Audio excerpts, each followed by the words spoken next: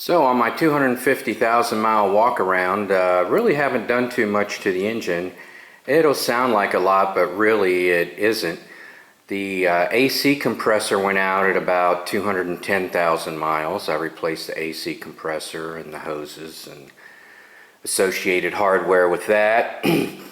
The power steering pump, I've actually replaced that. I didn't have to. It was actually the mounting bracket that failed, and I thought it was the power steering pump. Replaced it. Still had the problem, which was a squeaky belt, and then I finally figured out it was the bracket when I took the power steering pump off again to try and figure it out. When I did lose the belt came off. It tore up my sound insulation under the hood here, and I went to the junkyard and paid about 10-15 bucks. Got another one off of a junk vehicle. Alternators factory original. That's always nice.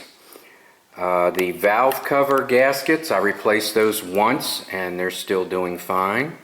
Battery, that's the fourth battery.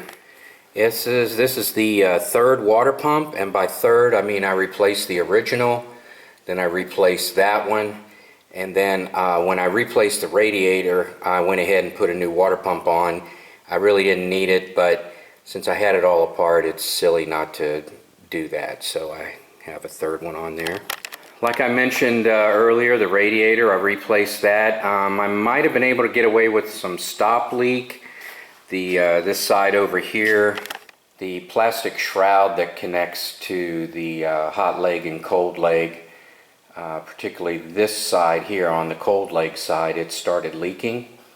So I could have taken it apart and cleaned it up. I mean, when I took it apart, I saw where it was leaking around the gasket. Just some gunk and goo had built up there and created a leak path. But, you know, it was so cheap, and I had it all out anyway just to put a new one in. So, radiator, that was 200,000 miles. Did I say that already? Spark plug wires, I replaced those at about 150,000 miles. I actually broke a spark plug when I installed it, and I was having issues when I was going up a hill. It would buck and kick. I thought it was a transmission problem. Turned out to be a broken spark plug. Because I had just installed new spark plugs, I didn't suspect the spark plugs, so I put on new wires. So I really didn't need them, but I put them on anyway. And then when that didn't work, I investigated further and found a broken spark plug. Replaced the transmission at 130,000 miles, actually 139,000 miles. That's a big deal.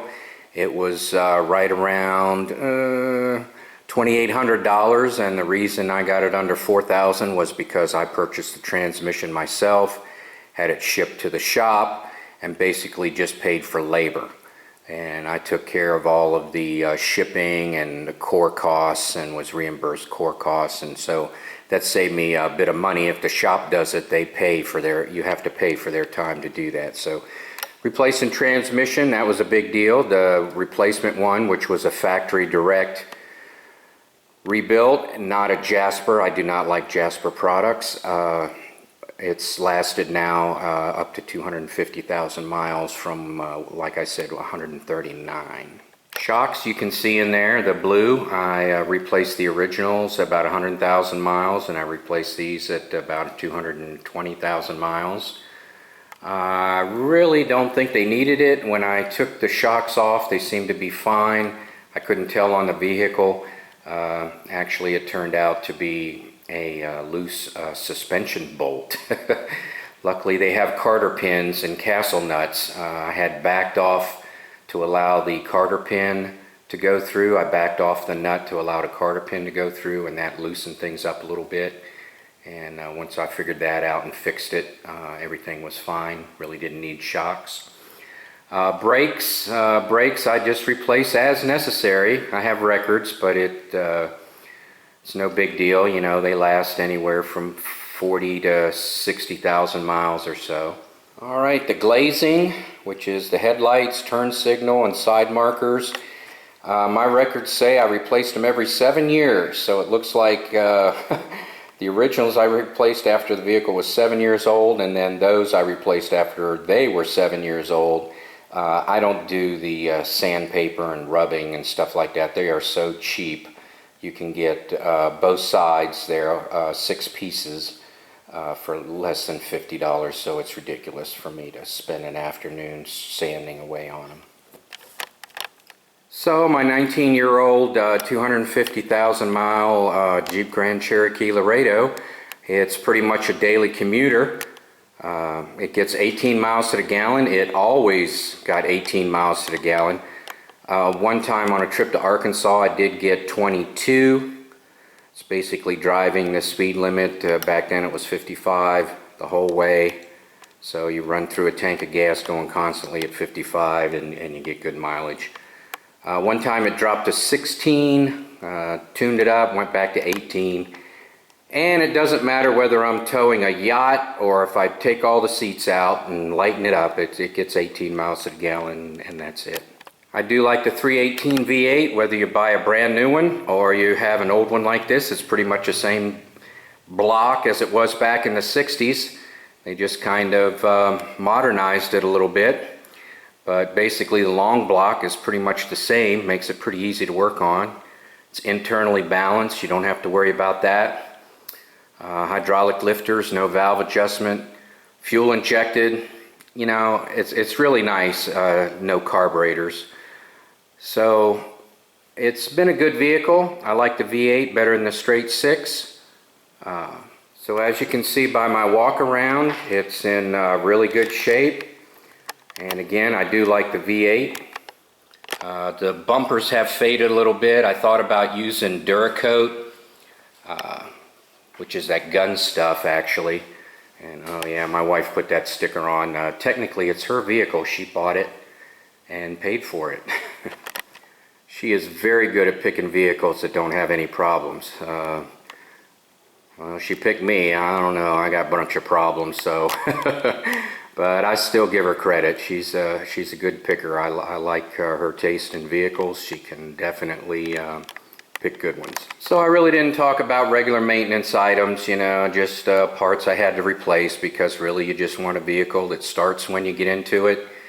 You know, original starter, original alternator, starts when you get into it and goes and takes you where you want to go without any problems. I changed the fluid in the transaxle a couple of times. The rear differential has always made noise, the bearings back there, since day one.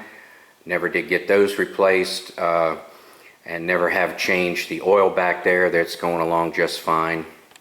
Alright, there were 2 major recalls. One recall was the shifter. People claimed that the shifter would go in reverse and people would get hurt. I think it's operator error, but what do I know?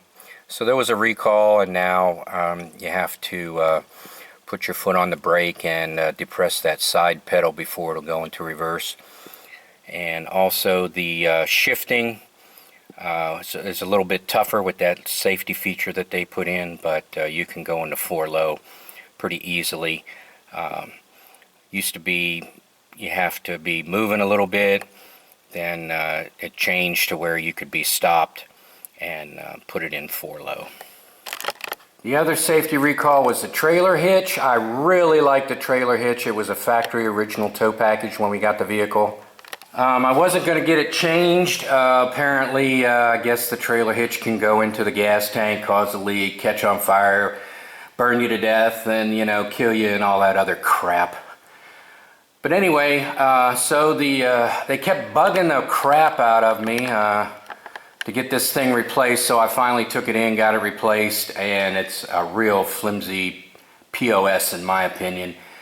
The little plate that holds on the plug for your lights, that thing was flopping around like crazy. I don't know, it's like they used bubble gum to put it on or something, so I got some heavy duty bolts and set it up in there. The trailer hitch here is a lot less flimsier. I guess it's made to actually detach so it won't crash into the gas tank and catch on fire and burn you to death. You know, you don't want to die a horrible burning death, right?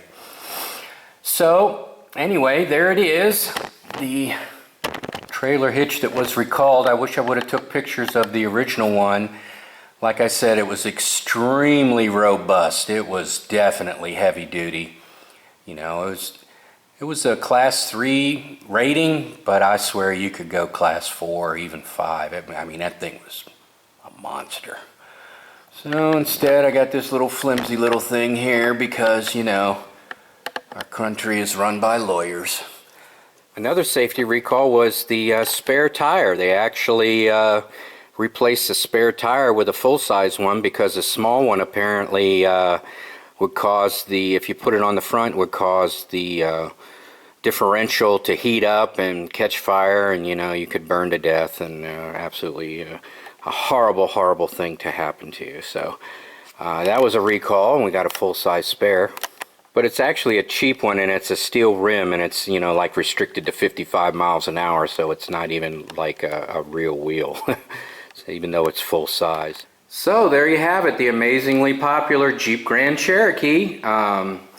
They are as popular today as they ever were. This one is a 1996 model, and I still plan on driving it. I might even put a new transmission in it if this one starts to fail, because $4,000 beats $40,000. We were looking to replace this vehicle. We went through a whole laundry list of SUVs and crossovers to look at, so we're starting to think about it, starting to save for replacing this vehicle. But as of now, it's holding up and it's doing fine.